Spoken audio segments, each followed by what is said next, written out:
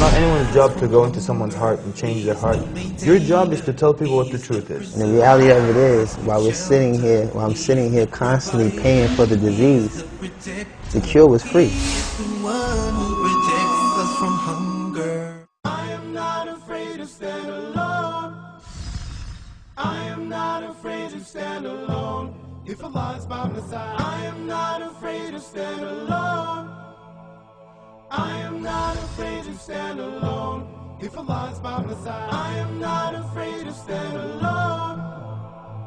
I am not afraid to stand alone. If Allah is by my side, I am not afraid to stand alone.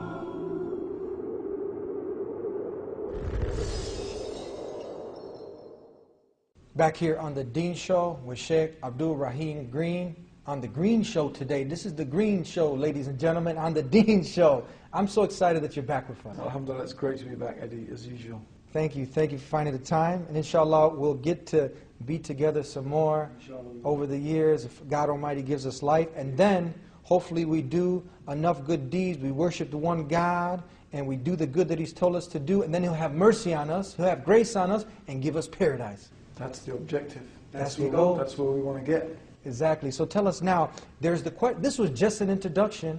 Now the question is, because many people, this is in their nature. This is something that is logical, rational. Just worship the one God and do the good that He wants you to do. Now someone writes in a question and says, you know what? Yeah, that makes sense. But how could God, who's so merciful and loving, how can He send a good person to the hellfire? And I think that somebody even asked you this question or many times before. Yeah. And how do you answer this? So we can clear out some of the confusion, and then we can clear the path for them to totally submit to the one God. Talk to us. Well, I think, first of all, we have to have a working definition of good. And this is a really big and very profound topic. Because if you merely define good as whatever is acceptable in your society, then you could argue that, well, in Nazi Germany, the good people in Nazi Germany were the ones who killed the most Jews. Is that a working definition of good? I think most people today would agree that there are some things that are absolutely evil. And they always will be, and they always have been evil. And, genocide, wiping out populations of human beings is something we pretty much agree upon is evil. But, imagine conceptually that the whole world was taken over by Nazis and we'd all been converted by Nazi propaganda to believe that we should all kill Jews, and we all think that the guy who kills the most Jews is a good guy. This is evil, obviously. Well, but this is the point, you see. When a person says, how can good people go to hell? My first question is, who defines what's good? Do you define what's good? Does society define what's good? From our position, we would say that the only one who has the right to define what is good is God.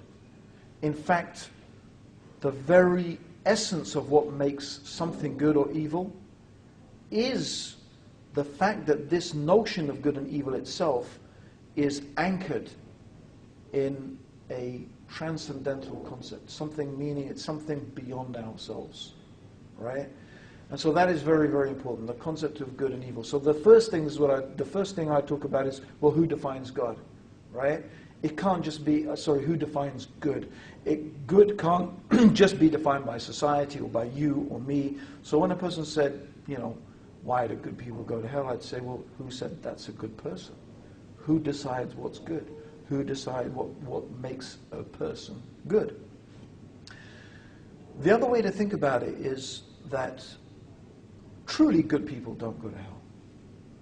And truly good people, as far as God has defined it, as far as the Creator has defined it, good has a foundation. And that foundation starts with that person's relationship and recognition and obedience and submission to God. Sometimes people find this a hard concept to get their heads around. So what I try to do is explain this concept in a way that's a little bit familiar to us. And of course, in no way do I want to compare God to any created thing. Yes. I'm just trying to give the concept some you know, some framework through which we can understand it. So Right. I want you to imagine, right, Eddie, you're a sort of journalist, right? And you know, the Deen show, you have the Deen show. You decide one day, you hear about this guy who, he's a really good guy. He gives lots of charity, he's kind to kids, you know, he's good looking like me, you know, and like you know, and all the, I don't know, whatever, right? Whatever you think, you know, this guy is a great guy. Yeah. But